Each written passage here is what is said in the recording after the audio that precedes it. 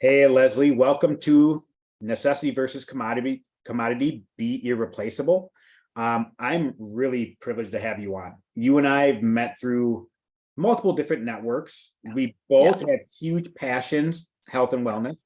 We both coach people in health and wellness. You specifically right now have a major program that you're changing a lot of people's lives when it comes to weight loss, emotional eating. Yeah. Really, you and I both know being in fitness, it's never about, hey, I can give you a workout, I can give you a diet. Right. Always up here and in here, right? And Right. that's the biggest thing I've watched you over the last few years of watching all your clients, just amazing testimonies, the results. I know the work that they're doing in their mind and heart and the tools you're giving them is why Right. you're seeing such massive success. So what kind of got you into this position of coaching in this industry? That's a very interesting question. I actually started my career in management consulting. Okay. And in management consulting, we work with businesses of different industries. And for me, my specialty in management consulting is change management and training. So there's always a training piece out there in terms of teaching. In my case, the executives how to adapt to and actually start initiating and adapt to and embrace the changes that happens on the corporate levels. So coaching has always been the backbone of my passion, I would say. Now, when I started Rise Lean, which is my current weight loss and emotional coaching businesses, I knew this is something I will do very well because I already knew how to communicate with people, how to coach them and help them mentally transform, not just mentally, but also like psychologically and spiritually to a degree. And Rise Lean, I thought it would be a very interesting idea. And that was because I have this story of effortlessly losing the weight. I'm talking about 50 pounds, which I gained in the first year in the United States, and just losing all of them, all due to a trip in China and letting go of all the diets that I've done in the United States. So I thought if I could do this, and I'm looking at the billions of Asian people, and I've also worked in Italy. So I know like in Italy, Yep. right, they're pretty much doing the same. Then being the American fat diet industry, I heard so many myths and conflicting information. And I thought to myself that people don't need to go through it, right? And when you're doing a diet, a lot of time you get obsessed and that actually works against you because it induces all the anxiety and a scarcity mindset, which makes you stuck in the problem even more. So having experienced all of that myself and finally found my solution in China, I thought to myself, people don't need to go through that. And that's the time when I realized, if I start Rise Lean, that will be a successful business because I'm showing people another way, which has been existent for hundreds of thousands of years and is still working today. Yep. And that's how I kind of stepped into this industry. Well, and you've done a great job of bringing something not just unique, Yeah. but something that puts you at that higher level, like a necessity, like I said, and we've talked about being irreplaceable. Right. Because being in the fitness industry, I started in the fitness industry 20 years ago because I was overweight as a child. Yeah. And so all of those years of struggling diet, I remember being in my first diet in first grade. Yeah. And so diet after diet after diet after diet, all of these bad habits, you read all these different things.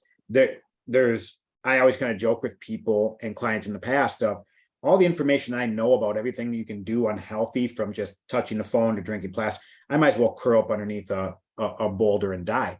And I think you hit the nail on the head. A lot of people, especially in America, the food here, number one, is so unhealthy. Number two, they're trying to do 10 different diet things all at once, which isn't going to get anybody anywhere. And you fill a major void of, here's what works and here's why all this fails. Yeah. And so go through some of that, like the process you really take somebody through. And I don't need like nitbit, hour by hour, but give us a peek behind the curtains of what you're really transforming women by doing with them. In terms of my program or in terms of how I take people in Both. terms of my program? Okay. Both. So it's actually very straightforward. I have this program called Lean Instinct Formula.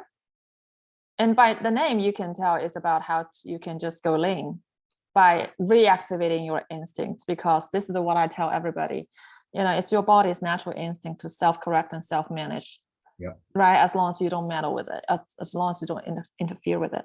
But that's the key message that differentiates me from a lot of my peers, right? My coaching colleagues in a similar industry. And this is, I think, to my audience, this is what attracts them the most. So they come in, and the current process is that they get onto my website, and if they like what I say, they can sign up for a webinar, which I have for them, which take them to a deeper dive. And if they're interested, they can book a call with me and my team, and we talk and see if we're a good fit for each other. That's my business and lead generation process. Yeah. In terms of program, on a high level, it's a 10-week program. So we help the person from a number of things, including helping her set up. I said her because it's 90% women, Yeah. men as well sometimes, but 90% women. Sure. And the first step we do is that we help them set up a stress-free and also slimming routine, so that they don't have to worry about how to maintain their routine. They already have a routine there. When the routine is there, their days are pretty organized, their eating is organized, and they saved a lot of effort and anxiety as to what to eat next. They already know how to eat while going lean, right? And this is when we start working with them on those key major instincts, for instance, their sense of satiety. And I was also not only showing them, but also having them experience that 95% of those emotional eating cravings, all right, they are not cravings to begin with. You activate it into cravings, and now how to avoid that. So we're talking about muting those cravings even before they come up, etc. So that's the kind of like the second stage. But throughout the program so far, they should be seeing themselves losing the weight, and also seeing just those cravings disappear. So their days are no longer evolving around food. And two things we teach with a lot of time of coaching on is how do you stay in a boundary. There's one boundary, and the boundary is not this to eat this and not eat that. The boundary is about a mental kind of rhythm. How do you stay within your mental rhythm without letting yourself go obsessed with the metrics, with the things that happen during the day and get just stuck in it. Another thing is how to gain self-control by letting go of being controlling. So all of these things adding up together, this is a very short and brief snapshot of what we do. But basically, when you've done all of these, you should be primed towards the kind of results you want to get. And something I want to mention here, Scott, you just mentioned about this branding, right? How do you make yourself irreplaceable? I was really scared when I first wanted to break the news to the market that this is based on Asian-inspired kind of wisdom. Yep. I remember myself hiding that messaging for at least 2 to 3 years. It's very self-conflicting inside because on one end, what? Why? That's it was okay. It was because it's exotic. It's not mainstream, and it sounds spammy. It sounds spammy. The first two parts I didn't agree with. That last one, I understand that. Where, right? Yeah, especially over the last 5 years, where so much stuff this secret lost herb that magically you take to change anything and you lose 50 pounds. So I do understand that piece. Right. Okay, so you had that fear. I remember I was working with somebody in terms of sharpening my brand messaging. Yeah. And he asked me, why is your brand special? And I told him that story. And he said, why I'm not seeing that story on your website? Yeah. I did it. I think for the first at least 2 years, I was consciously not touching anything in my messaging that has anything to do with Asia. All right, because I wanted to be seen as normal and legit. Right? That was a big mistake because now I'm just like everybody else. Everybody else. And we're talking about building a brand that makes competition irrelevant, right? But when you're like everybody else, competition might be also irrelevant for you, especially when you're just starting, just because you're just not a contender. Correct. Right? People are selecting one among thousands of similar brands. Yeah. Right? So one day I woke up to this distinction and very strong determination that I'm just going to be who I am. I'm just going to tell the truth. All right. Because this time, I think the mental message you tell yourself is also very important as well. Because at the beginning, I think my major hurdle was I'm going to have to market this way. Right.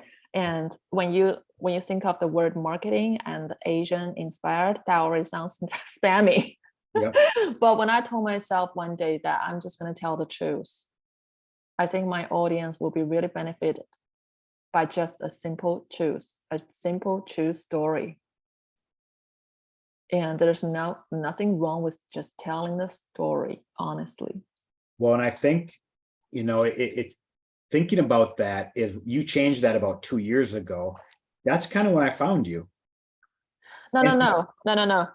When you found me, I've already stepped into that. All right. Okay, I was good. talking about first 2 years of my business. Yes, I started gotcha. writing Okay. 8 years ago. Okay.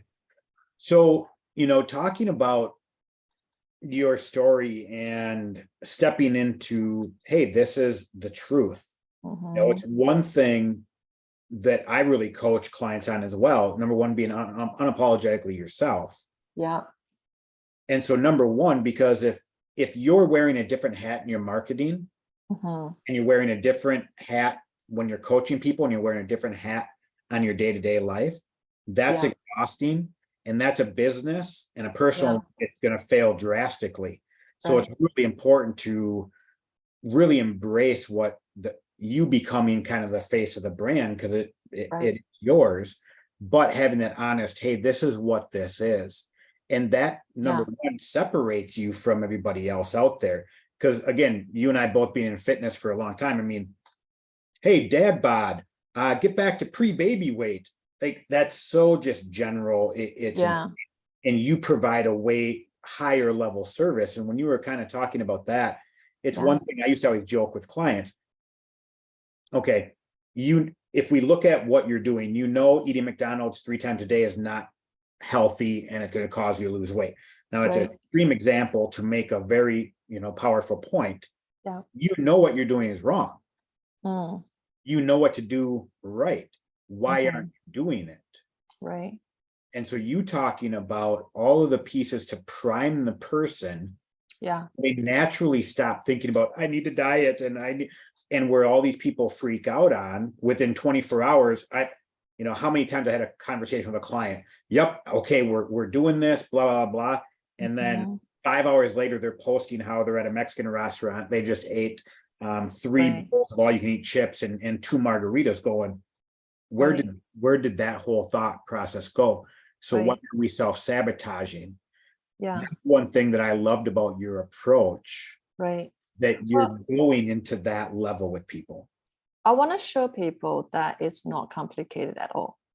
Yeah. Because majority of time people, when they're worrying about ketogenics, when they're worried about things like low calories, calorie in, calorie out, all the type of thinking, honestly, it's not irrelevant. These things are irrelevant when you're doing the basics right. Yep, correct. Right. If your body is working for you, because again, it's your body's best survival interest to make sure that it's self-managed.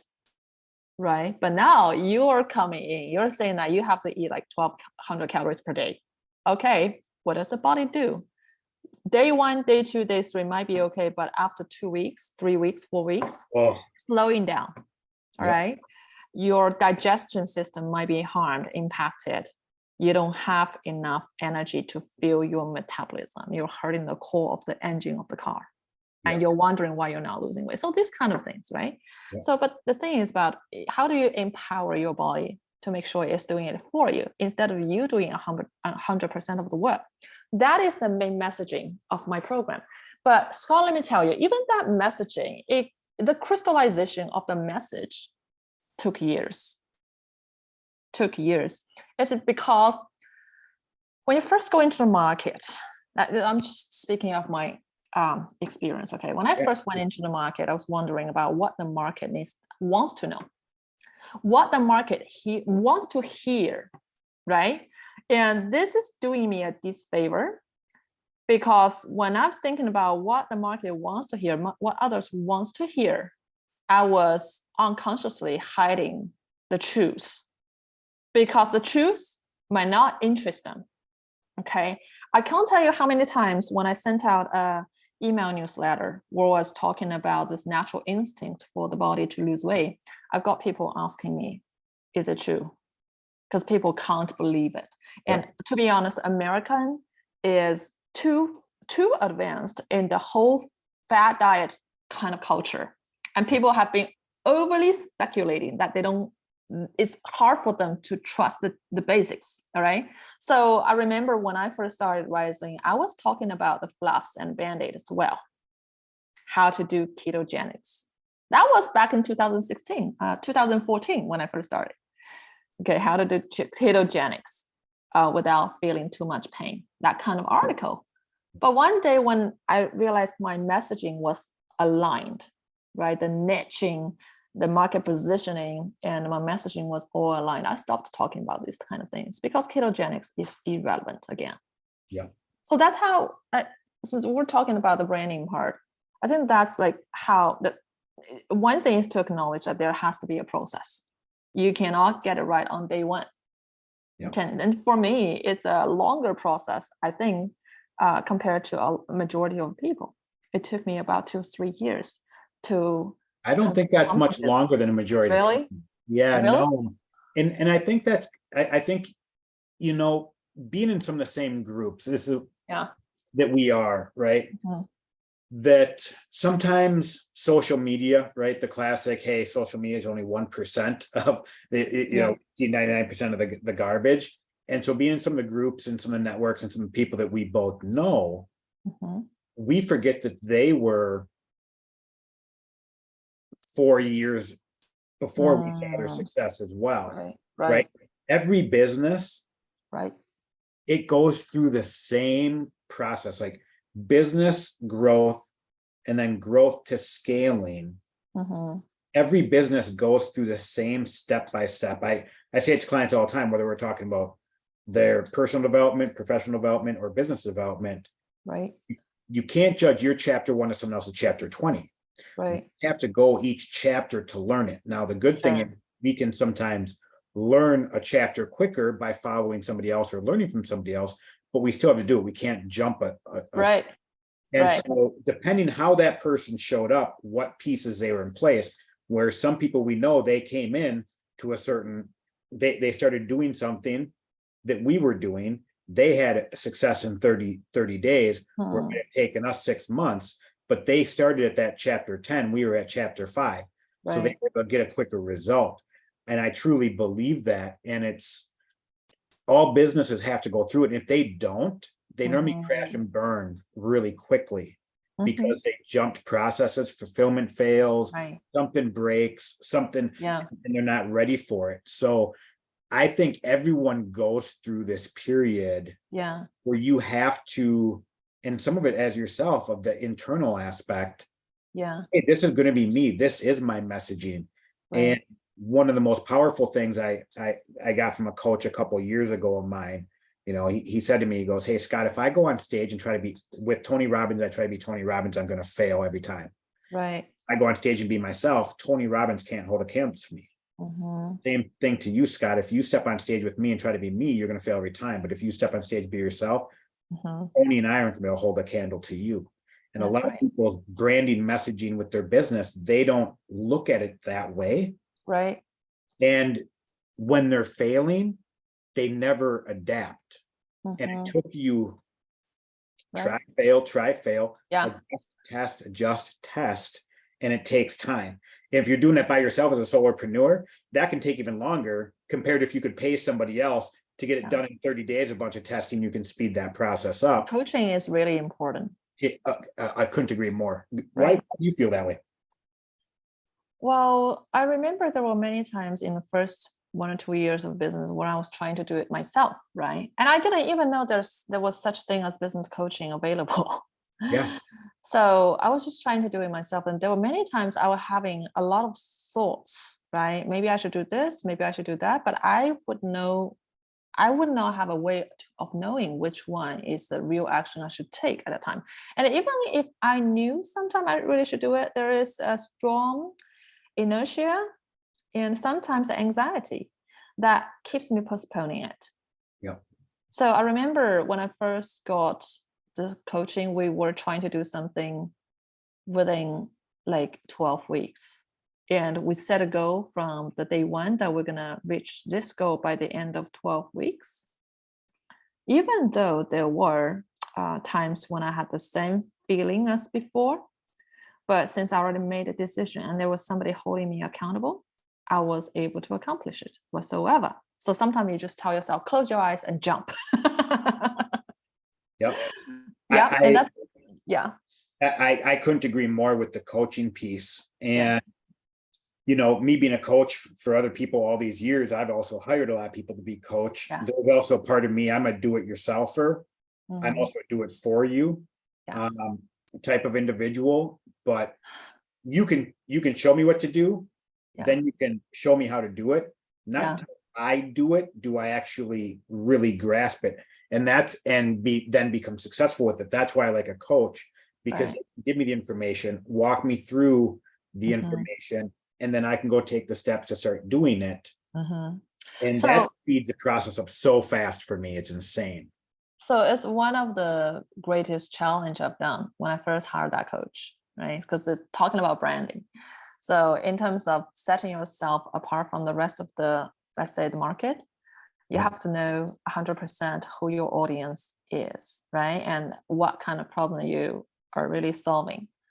So one of the assignments, I remember it was at the beginning of that coaching curriculum, was that you go out and interview 150 people who are in your audience or in your market, right? And you have like 40 minutes of in-depth conversation with them regarding why they're stuck, why they think they're stuck, right? What is their deepest fears and highest dreams, those kind of aspirations in them.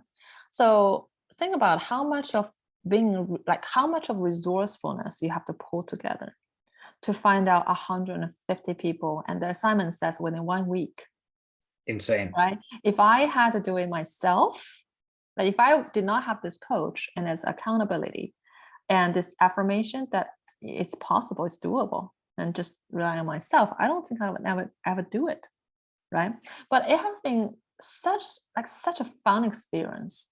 It's like most exhilarating 1 week when you just reach out to people. I went to different platforms where my audiences might be hiding. I spoke to 150 people. All right. So I just did it.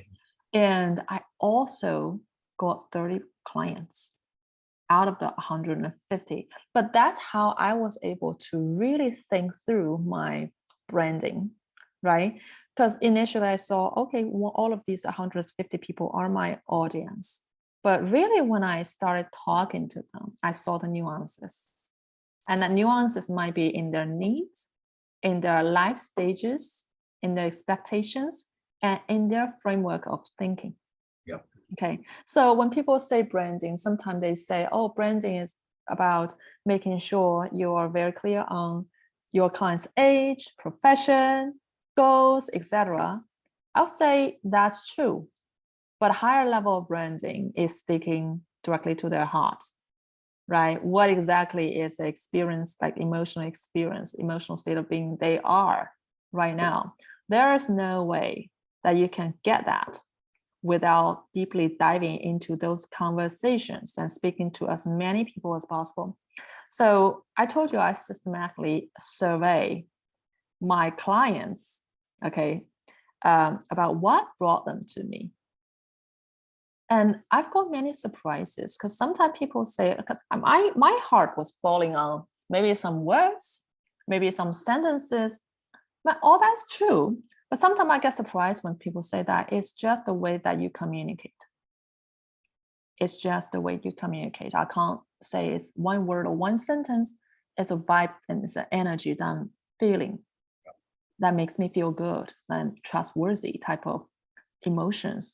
So that's very important because understanding, once you've understood, okay, what exactly is the emotional state of being this person is in right now. When you're talking to him directly, you're talking directly to that inner child in that person, and that's super powerful. And I use that. I use that not only in my copywriting, but also in my conversations, sales conversations. I also use that in my coaching, and I find it very powerful. So at the end of the day, I have plenty of clients telling me, Leslie, thank you so much for being you. It's because me being in me allows me to go out of all the frameworks, go beyond all the frameworks, and just ask the most important questions. Yeah. And the importance of that so many people miss, going back to kind of what I said earlier, you and I could literally, everything that you've written, every piece of content you put out, I could put it out and put my picture on it. Yeah. We're gonna and do videos. It can be word for word. You and I are gonna track different people just from our gender, our appearance, our vocal tonality, just all the 80% of nonverbal stuff that is said there. Yeah. And that's a key part to knowing yourself and knowing who you're trying to do. And it's an amazing process to go through. Like you said, 150 people. I've never heard of doing that in a week. I know people. I have clients who do. I go do it for a month. Yeah. Because the intricacies are the key part. You and I both know a lot of really amazing coaches out there that they were told, hey, what age group? What profession do they have? What's their problem? Oh, they're overweight, and so they need their hormones fixed. That's not going to bring you in clients regularly. It's not going to be high-paying clients. It's not going to be ones that are actually going to take action, be successful. Therefore, you are talking way too broad. And the intricacies of like what you talk about, because that's why these clients of yours are responding to you and reaching out to you, because like you said, it's speaking to their heart, it's speaking to their soul. It's like, oh, Leslie gets it. Right. Now, I would say at least 70% of the marketing is not done through words. Yeah, agreed. It's gesture, right? And the gesture can be tangible ones and the invisible, intangible ones. Yep.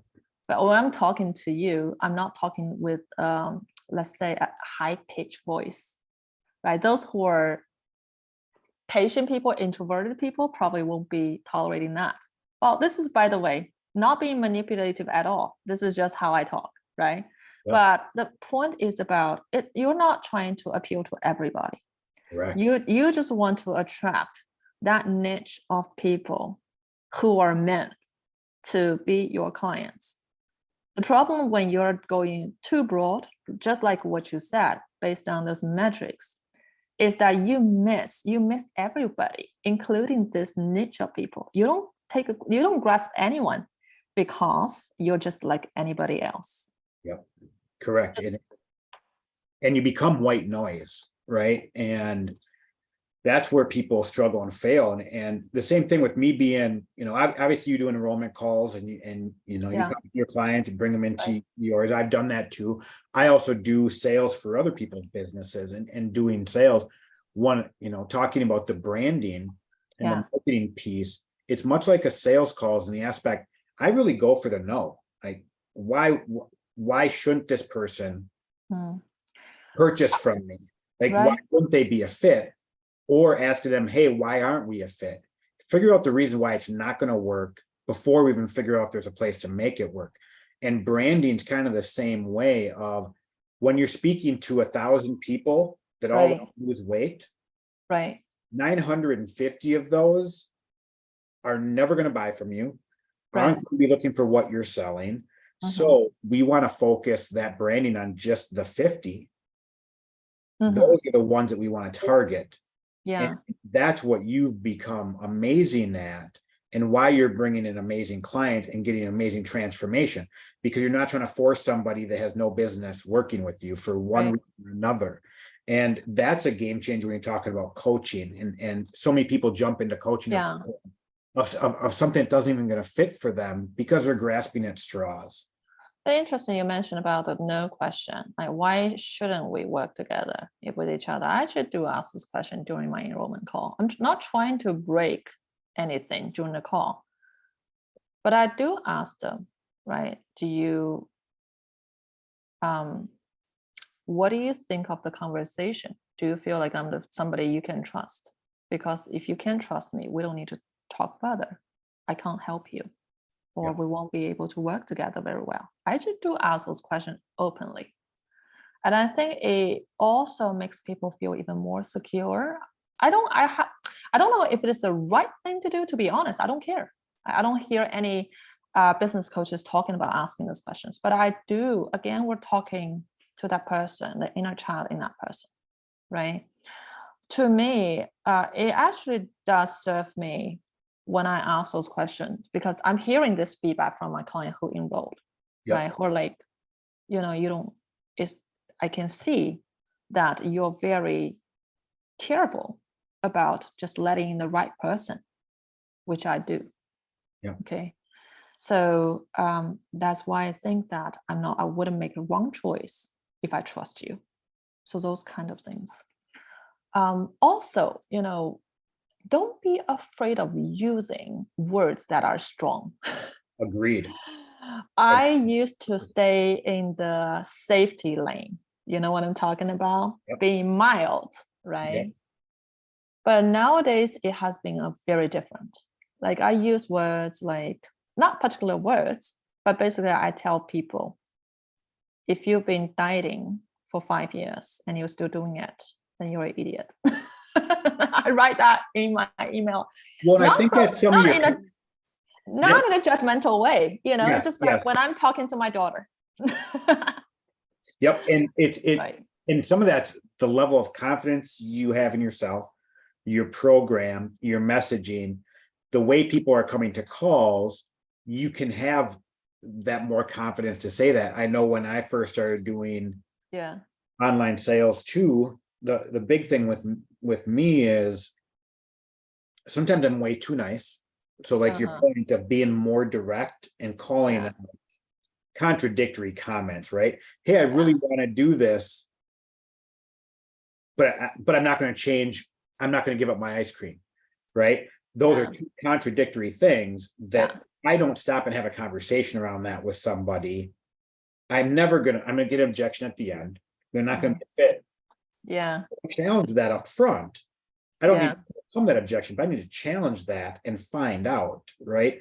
And that's where getting a good client, because having my brick and mortar business too, one of the things that always just, it frustrated me for years. The clients would come in, they're paying money, they're doing 3 or 4 classes. They're showing up for 2, they're not changing anything else. And 6 months later, they're sitting around talking with some other clients, like, oh, I haven't lost any weight, I'm not sure if this is, and going, like, how do I help this person change? You can't. No, I can do only so much. So I had to release myself from that. And that's the same thing in a sales call. I can't force this person to do anything. If I do, they're going to ask for a refund anyway. All I can do is help facilitate. And so I had to stop being so nice, number one. Stop coaching people, number 2, because of me being such a coach naturally, I would just start coaching people. That's not a good situation to be in either. So the first couple years, it took a while to get into, hey, it's not that I'm a different person, not that I'm wearing, but I'm asking different questions to get a different result. And I do that whether I'm trying to, on a sales call, coaching someone for a breakthrough, coaching someone with business development. I'm asking questions to let's figure out to get this specific result. And one is the same thing, and it's always me. So what was that big change that you noticed with yourself to I guess challenge people a little bit more on a sales call. It's interesting you talk about people taking no actions or limited actions during a program. I found this is no longer an issue when I've made my branding messaging stricter on my website, in all of my communication portals, and during the breakthrough conversations.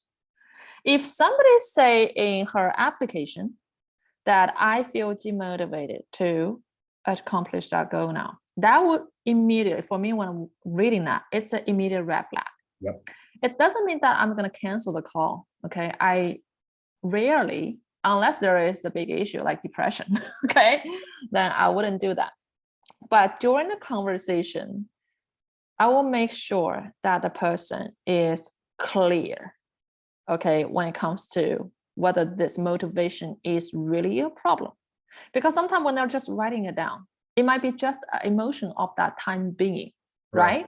Yep. However, if it is something that's more chronic, then there's no way that I can help you because the motivation is not there. It doesn't mean that my program is difficult, no, but you are already adapted to the pattern of giving up.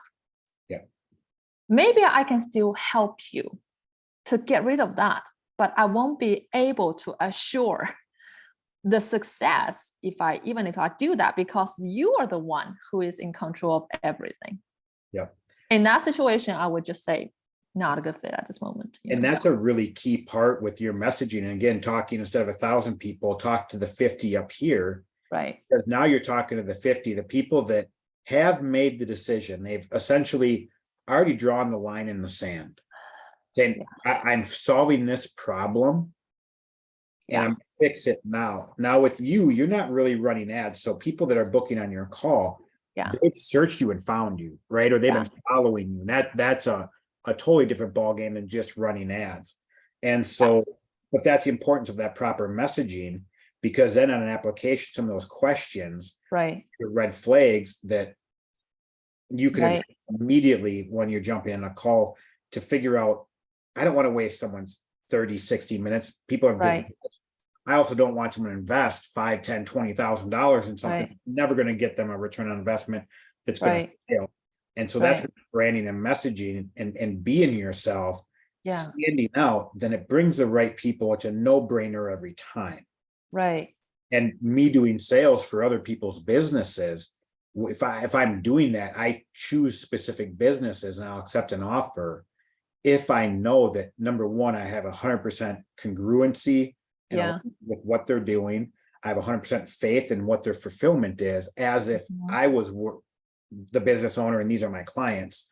And I know they're going to get this result, because there are so many places out there that their branding is so broad. Their fulfillment is junk, and people have been burned nonstop. And I think that's also why, like you or myself, when someone does reach out to us, they know who we are. They've made the decision before. Actually, before this, I was talking with one of the guys I used to do sales for in his account. And I said, I just realized, like in the past couple of weeks, I've never clicked on an ad, watched a video or a webinar, booked a phone call, filled out an application, done a sales call, and bought anything ever in my life. Yeah. It's a very interesting discussion, because Scott, one of the reasons I don't do ads anymore is because I used to do it, as you know, right? Yep. But I no longer did it because as I had a more clear idea as to who my audience are, all right, these are usually high impact makers, right? High achievers. This is what I call them. They really don't have time to flip through the Facebook ads, and they're rarely on Facebook. If I ask like all of my clients, do you have a Facebook account? Probably they have it, but be like, I haven't used it for a long time. So the thing is, in terms of going back to branding. Stop there for a second. Yeah. That's going to blow some people's minds. So running ads, some people are going to understand that, right? People do organic. But you saying, hey, the people that they're not even on Facebook. So now they're going to be like, wait, how's she even get client? Like, what's going on here? Right. So how do you bring in new clients, not running ads, and bringing on people that aren't even on Facebook? All right. Good question. That's $1 million question. But let me share with you now my secret. Okay. So based on the money that I spent on running Facebook ad before, in order to get in front of like 10 million people, all right, and have them go through my entire funnel, meaning that they have to go through my 40-minute webinar. And then doesn't matter if they book a call or not. For 10 million people, I probably need to spend at least $5 million. All right. So I don't do that. I do podcast interviews as one of the lead generation strategies. Okay, podcast interview is good because if you go to some really popular podcasts, which is also geared towards this particular group of people you work with, talking about niching again. All right. Yeah, for instance, I work with entrepreneurs a lot. So if there's an entrepreneur like John Lee Dumas, Entrepreneurs on Fire, yeah, then he gets like 1.5 billion downloads. So it actually doesn't cost me much to get in front of all these people. And because these are listeners who are loyal to his brand, yeah, half of the time, they're probably going to listen to the entire conversation. And 70% of those people are struggling with a weight problem. Yeah. Right? So that's one of the strategies. And if you do like 5 or 10 podcasts like this, then you're saving yourself $5 million US, which you would otherwise spend on advertising on Facebook, because Facebook ad cost has gone up so much, right? Oh, it's insane over the last couple of years. And now not only did it save me that 5 million, but yeah, you've tried to run the ads before. And now I'm still a believer running ads is a good part of the repertoire. But if you're only using one avenue, yeah, generate leads, worst plan of a business you can possibly have. Right. Now, the other thing is looking at running ads, and where I see a lot of businesses fail, and you decided, hey, this isn't the route, where new business is starting, a coach is going 5, 10K, maybe 15K months, kind of fluctuating there, right? Yeah. Now they're spending $6,000 on ads every month. Yeah. One bad month, all of a sudden you're $6,000 in the hole. Yeah. And that stress is so powerful for some of these people. They freak out. And when you're freaking out, how good are you going to show up?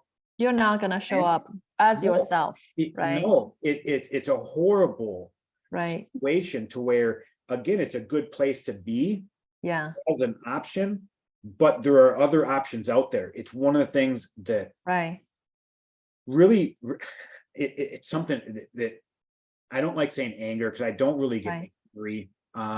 It's something I dislike. I don't want to say despise. Yeah. How many people get stuck listening to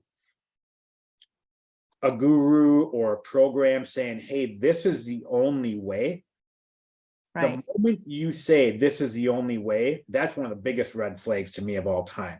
Like if you tell me that your way is the only way, there's only one person that truly can say that I will 100% agree with.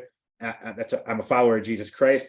That is the only person. Anybody else that says it, because they're just trying to sell you something. They're trying to get you to drink the Kool-Aid. Sure. Running ads is one way, and depending where in your business, that you need to decide, is that the right way for you at this present moment? Absolutely. Or ways, and you've found and shown a great way of doing it, right? So what happened to me, Scott, is back in 2020. Before 2020, I've been running ads, and the rate of return has been great because the ad funnel, the cost is really low at that time. But 2020, Facebook had this great algorithm upgrade. All right. For me, my business per se, the same funnel will cost me 6 times of the cost. Yeah. Ouch. Right. And it was not attracting the right people. It was all the wrong people. So that's the time, because I was just relying on this one thing at that time. Okay. So my business at that moment, it just tanked immediately. And for a few months, I thought I would just lose my business. I think that was about 3 months of time. So it was a long period of time. But then I rejected the idea of letting go. So I told myself that I'm going to be really resourceful. So what is the next replacement for ads? Then I had this podcast idea, and I did some mathematics in mind. All right. So I don't have to pay for Facebook ads. The other thing about Facebook ad is that once the ad stops, your business stops its appearance online. Yep, correct.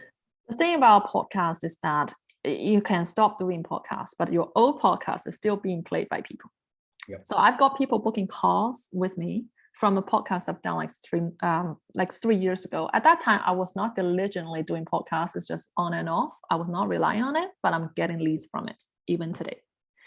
So that was like one of the venues I go through, Scott. And the other thing is I do SEO, search engine optimization. After that Facebook incident, I realized I could not rely on a third party to determine the fate of my business. Yep. So I started building my own online presence by really investing in SEO. It's costly. It cost me $2,500 per month at this time being. But still, compared to the old time when I kind of splurged $9,000 on Facebook ad and bringing 6 leads and 5 of them are unfit, not the right people to begin with. Yeah. This is cheap and this is highly profitable. Okay. So, and another thing I do is that I contribute for a big media outlet. So not too much, but I just signed a contract with entrepreneur.com and I'm going to write anywhere between 1 and 4 articles per month for them. So it serves me in a way that, first of all, they have tens of millions of readers per month. And even though I'm not going to talk too much about weight loss on them because it's mostly about building a business, I'm still kind of getting myself exposed there, my brand exposed there, right, to people. And also, since I'm working on SEO, they're going to have really high quality do follow backlinks to my website, which is going to keep boosting SEO. So TikTok is another channel that I am on, but it's not really a lead generation channel for me. I've done hundreds, I think 200 TikTok videos, not super diligent on it, to be honest. But I find it interesting when people, after they've booked a call with me, sometimes they will just hop onto TikTok because I have an email telling them that I have a TikTok account. They listen to some of my videos, they're immediately sold, even before we start talking to each other. So that kind of like a confirmation vehicle for people to build more trust in this approach, which I'm going to show them. So the thing is that you can't rely on, you just exactly like you said, you can't just rely on one single method. I've made a decision for myself that I'm going to be everywhere. Okay, this omni-channel approach. Yep. And talking about momentum, right? It doesn't matter how fast you're doing it. It matters to just show up there and gradually building your momentum. You might not get there. Might not be everywhere in 2 or 3 months, but consider with that consistent effort where you will be in 2 or 3 years. Agreed. And that it's one of the things when I'm working with a client, I talk about, setting up a social media ecosystem and how to do it properly and do it quickly and not just spend hours and hours every day to do it. What's the best way to do it? Because if we look at your website, people go there, they can watch a webinar if they want or book a call either way. Yeah. It's kind of your lead capture, right? Yeah. Now your SEO is to bring people to that. Your podcast people to that. You're doing these other pieces of social media. People see it, will go to it. Now the other thing is someone books a call, you can have a conversation with them, send them back to this. And so as you kind of just alluded to, it might not happen immediately, but that's one of the false promises given about running ads, right? Like within 30 days, you're going to be making 100K a month. Let's cut through the crap here. Now, the thing with social media, how do you, and this is one thing that you've done amazing with finding that brand, the branding key, the messaging key to talk to those 50 people. Now, those 50 people, they might not have heard of you yesterday. They'll find you today. Within 2 days, if they book a call, because of social media now, you're able to get essentially the trust and branding built of what took Tony Robbins 15 years to build online, right? I'm telling you, this is amazing. Just 2 days ago, last Friday, I was talking to one of my clients. It was her graduation call. She's a scientist and she's a super analytical person. And in her own words, whenever she makes a big purchase, a commitment, she'll have to think over a few days. but it only took her 7 hours from the time when she booked a call with me Yep. to the time when she enrolled, became a client. So I asked her, how long have you been like hearing about me or reading about me, or maybe reading my materials before you booked the call? She said, well, I read your materials and 30 minutes later I booked the call, which to me, I couldn't even believe it. That's a home run. Right. The thing is that she's a super analytical person. So what she did that she found me online. She was searching for weight loss coach and she found me online. But she also verified my presence on the other platforms. Yep. This is something I find is so basic, but a lot of people don't get it.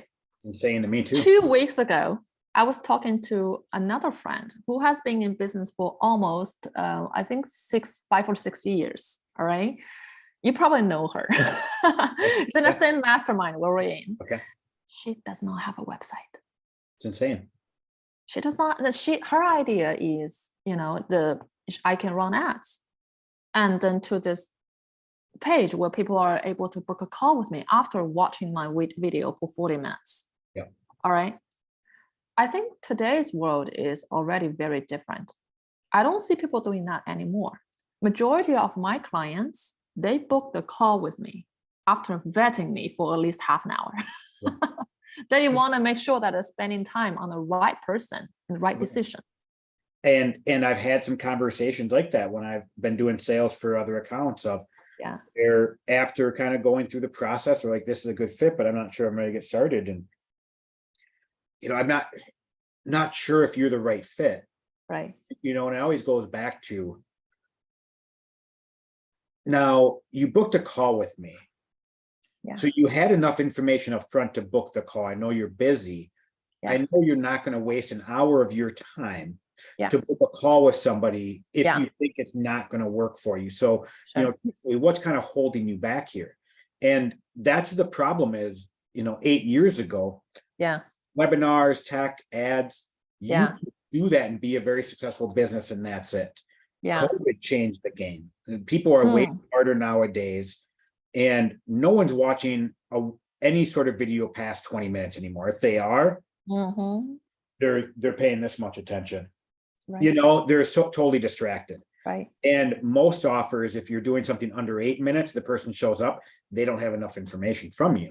Right. So how do you overcome, hey, they're not going to watch enough to get enough information, and they'll never get enough in what they'll watch. And that's the importance of having an ecosystem in place. Right. Because people can then search you out multiple ways. And that's also the power of your SEO, right? She was looking for it. It's not like she found you on page 8. Let's be honest, right? Right. So it shows the benefits of that, but then you're able to have other pieces where they're able to confirm, build trust. And that's where, like I said, I've never clicked on an ad, watched anything, booked a call and bought. I've clicked on an ad, gone to that person's page, joined their group, checked other social media, had a couple of days of me watching stuff. Then I was like, yep, booked a call, jumped on, done deal. Yeah. And by the way, that's the majority of buyers now. We're getting that sophistication. And by the way, they get onto my website, they see the article that I wrote. They also got to see my TikTok video about that topic on the same page. So it's a multimedia. It's not just omni-channel, but also a multimedia type of experience for them. Because some people are probably more primed or more adapted to the reading experience. Some people are probably more adapted to the listening or watching experience, right? But somebody who imagine this person who got onto your website, saw the article you wrote, and not only read you, he also listens to you and watched you talking and get a general sense about your vibe. Yeah. And then he made a decision that this is a coach for me. I want to have a conversation with him. That's a completely different type of loyalty and trust right there. And how easy do you think that in that sales enrollment call is at that point? Let me tell you this, for people who have come from SEO, who already vetted me, let's say a while before we talk, the enrollment rate is 70% to 75%. Great. When I used to do ads, and for those I made offer to, meaning that they fall into the parameter. Okay. Yep. That was 25%. That's a nice gentle term of falling into the parameter, right? Because you knew that you were talking more than just that 50 out of that 1,000. You were giving offers to 200, and some of those people weren't good fits. And like you said, from a 70% to a 20% drop, down to a 20%, that's a 50% drop. That's a game changer. And there is also this no-show issue.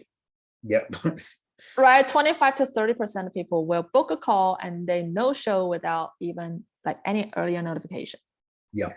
Right, and then when you finally make the call to the 70% who come to show up, you will find that probably, I would say moderately speaking, 25% of them are not the right fit. Yep. So you're working with the remaining 50% of those people. And I'm not talking about, when I say not the right fit, I'm talking about not the physical, mental, and emotional, fit at the time. I get you. I'm not talking about the financial part yet. Yep. Okay. And then at the end of the conversation for those people, you talk about the investment and you realize that probably 30% of them are on welfare. Yep. So that was the before experience, right?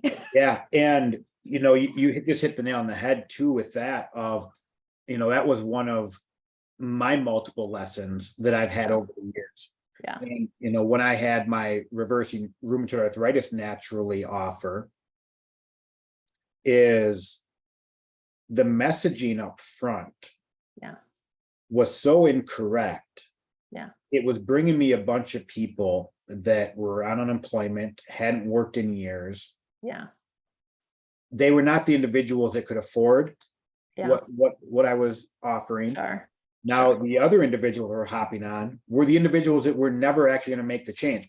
When you're trying to reverse rheumatoid arthritis naturally, we're not talking about losing 10 pounds here. Right. There are some serious dedications and decisions you have to make to follow everything, because if you're not going to do it, you're not going to get the result. And I'm not going to bring somebody on just to take the money, have you fail. So the commitment level of doing some hard things, get that positive result, a certain level of individual. And the messaging I had didn't speak to that individual, speaking to scarcity, speaking to lack, fear, I'm stuck, no way out, I'm never going to change because I don't think there's any possible way. And so you're just letting money burn out the door, and someone's telling you, hey, nope, everyone's broke when you first start. It's just because you're not good enough at sales, right? Like, no, it's not true. The analogy I think when we've talked in the past and I use all the time is too many people are trying to sell a Lamborghini, $250,000 to $500,000 to somebody that can only afford a $20,000 used Honda. Right. I don't care how good you are at sales. You're not going to be able to make it. It's not going to happen. It's just not going to happen. And so that's where that trust, that value, that everything you're speaking about, we talk about an ecosystem on social media. Right. It's going to bring those right people to you consistently, regularly, all the time. When those right people are coming, majority of the time, they've already made the decision. 50% of them I know have made the decision, 1%, 100%, short. Oh, like, here's my card. Yeah. Right? The other 50% just want to make sure. And they might have some fears. They might have some doubts that you might talk to them, help them overcome that to get them to make the right decision for themselves. Yeah. But either way, it's so much easier. It's so much better. And your business is operating more profitably. Your clients are getting better results. You can feel better on the back end. It's so important. It is. It's when you know your success rate among this current group of people is that high, you don't need to sell anything. No, you just radiate that level of certainty and confidence that people would just, have this trust in you. And that's a unspeakable experience. Yep. And let's say you came to me, Leslie, and I felt like you weren't a good fit. To actually truly say, I don't think you and I are going to work out. Right. My program is not the best for you. Right. But let me tell you what, this is somebody I would have you reach out to. I know they do a very good job. Or this person, they do a very good job. Right. The confidence you have that knowing the people are going to get the result. Yeah. And then if they're not going to fit, I've talked to plenty of people. I'm like, I'm sorry, you're just not a fit. And I can honestly say that because I want what's best for them. Yeah. but also Yeah, I'm not going to take someone's money just for the fact of taking someone's money. right. If I know I'm having more clients coming in, I'm not fearing like, oh my gosh, like you said, I've got 5 calls this week, 3 are no shows, 2 are horrible. Money. That was the old time. Yes. Oh, Yeah. oh, such a horrible situation. Looking at your whole process and where you are today, where's your business going in the next 6 to 12 months? I think I am doing a few things at the same time in the next 6 to 12 months. First of all, I want to keep doing the ecosystem, the lead generation ecosystem, and keep solidifying that. All right. SEO wise, I'm making progress, but it's not at a peak. Okay. Now, also, I want to complete this kind of cycle by improving my email. So there's an email list as well. Improving my email lead generation system, like the processes and stuff. So that's going to help me solidify and enhancing what's already being done. Now, on the other hand, I want to start working with corporations and take the program. Maybe it's a slightly different program or a smaller one, okay, to the corporations and work with them as partner and directly facing their employees. So that's the 2 things that are currently on my mind right now. I love that second piece. Yeah. I actually see some major shifts happening, next 6 to 12 months. A lot of the high ticket offers, I think, are going to be gone. Well, really? What makes you think so? Well, just us talking about the ads. Yeah. Like the middle tier people are not going to afford ads anymore. Yeah. Right. So therefore, they're gonna come crashing even lower. And a lot of them are teetering on failure to success as it is. Right. A lot of them don't have the ability to build it organically because they haven't got anything dialed in, like what we were just talking about. Right. So speaking to 1,000 people rather than the 50, they have no idea how to do that. Therefore, their ecosystem is garbage. They don't have that. They don't want to do that. They feel gross doing it.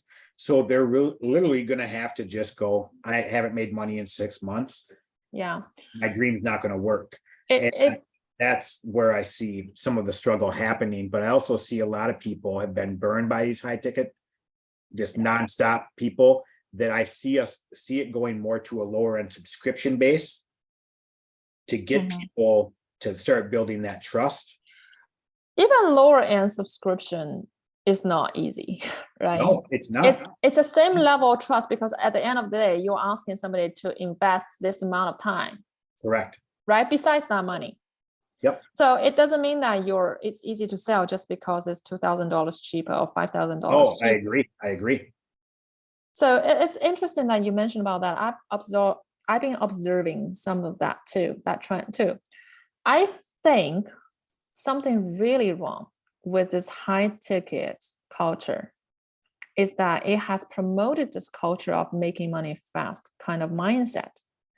And what's happening to a lot of people there is that they don't really have solid faith in what they do. That's why they are hesitant about investing time or money into developing their marketing, their branding, right? Because it's costly. Okay. If you have solid faith in what you do, you're not going to hesitate to do those. Correct. Okay. You'll be like, okay, I'm just going to plant it right now. And it will take time for sure, but eventually it's going to blossom. You will have that kind of faith. But so many people are in this game now just because some business gurus are promoting this kind of methodology or culture. And they believe that, oh, I can make a couple of $1,000s fast. So they ignore the other piece. That's why they can't be in the game for the long run. It's because they're not meant to be in the game for the long run. I agree. And some of that comes down to the whole one to many allows you to scale and build really, really fast and blah, blah, blah, blah. That I think that's changing. I think a lot more people are going to a one-on-one model. That's a type of people they're actually investing. They're looking for that type. The other thing of like what you kind of bring up too is so many of these people that have these offers to scale, just, hey, 90K in 90 days. Let's just, who cares what happens on the back end? That's the worst. In a mastermind where in a mastermind where we met, I remember when I first joined, I saw people who are like, oh, I started my business 4 months ago. And now I just joined this mastermind. And my next goal is to develop an offer that is like 5K. I mean, hey, being a coach, a proficient coach takes time and practice. Yeah. Right. If you can't, the thing is that even for your own sake, for your own good, if you cannot be confident about the outcome when you make an offer to another human being, you won't feel good. Correct. That couple of $1,000s you make is not going to make you feel good probably for 2 days. Yep. But the remaining time you'll be in total panic. Yep. Because your client is not going to be happy. Yep. And you're going to be represented. Yeah. Yep. And that's where I'm glad you brought that up, because that was me a point I was going to make too, that so many of these coaches are charging 5, 10, 15K for less information I can find for free on the internet. And if you think showing up for 2 group coaching calls a week is worth that, it is out of your darn mind. Yeah. And so I think that's where a lot of the customers and the market out there is fully well and aware of this now. That's why they're so fearful of sometimes stepping forward, because invested to a coach of going, oh my gosh, I could have hired the 18-year-old down the street and got a better result. This is also why people are not trusting ads nowadays. Agreed. And they kind of know that, anybody can frame up an ad and just launch it and charge something that significant. Yep. And it's insane. Yeah. And that's also why I wanted to go to the SEO model. Because when people are searching you, think about what is required for you to be ranked high on Google is that not only you have to have valuable and relevant content, but also there has to be backlink building, right? So there has been this many links from solid websites to kind of go into your website, pretty much like vouching for your service already. That's what makes you rank high, like on the first and second page on Google for big keywords. Correct. So you get the trust and the reference network from there already. And people know if your site is appearing on the first page of Google and your face has appeared on these media outlets, they at least know that you have something very different and valuable to say. And it takes time. The bad news is that it takes time. But the good news is that once you've made those efforts, every step counts. Yeah. Because those features are going to be there. Now, the other thing is it might take time. So let's say 6 months to get there. But you haven't been investing $5,000 to $6,000 a month in ads. Yeah. Right. Everything you've done has been free. You're doing it organically. Yeah. You probably in the end of the 6 months, you probably maybe didn't make as much, but close to, but you built a stronger foundation that the following 6 months is actually going to skyrocket, where if you were just doing it the other way, the next 6 months are going to be the same. So you're always going to be stuck in this turmoil of bad day, horrible day, good day, right? Like it's crazy how many coaches I see celebrate that. I had 2 paid in fulls today. And then a week later, you see him posting, hey, I didn't return someone's money that didn't. I'm like, what are you celebrating that for? Right. Right. And the focus is wrong. The focus is wrong. It's so ridiculous. Scott, if you think about it, if the identity that someone has set for herself or himself is that I want to become a truly successful coach that changes people's life, right? If that's the ultimate goal on the higher level, they shouldn't be thinking about making or celebrating 2 paying fulls, because it probably doesn't make a difference to that ultimate goal anyways. So when you're obsessed or stressed about the goals on the lower dimension, which is about this week, am I making money? You are deviating from the ultimate goal that you've set for yourself, because that goal is on a higher dimension.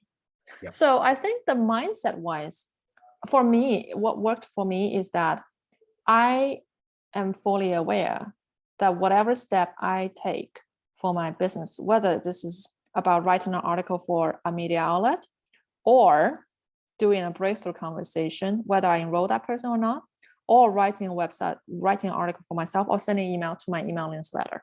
Yeah. Even though some of these activities don't generate immediate returns, Yep. these are building blocks. These are progress. But it's no different if you eat a salad today for lunch. It's not like you magically lose 10 pounds tomorrow. Exactly. Like it's about building a system, right? It's about letting the system work for you instead of you mechanically try to put people in returns for some financial gain. Exactly.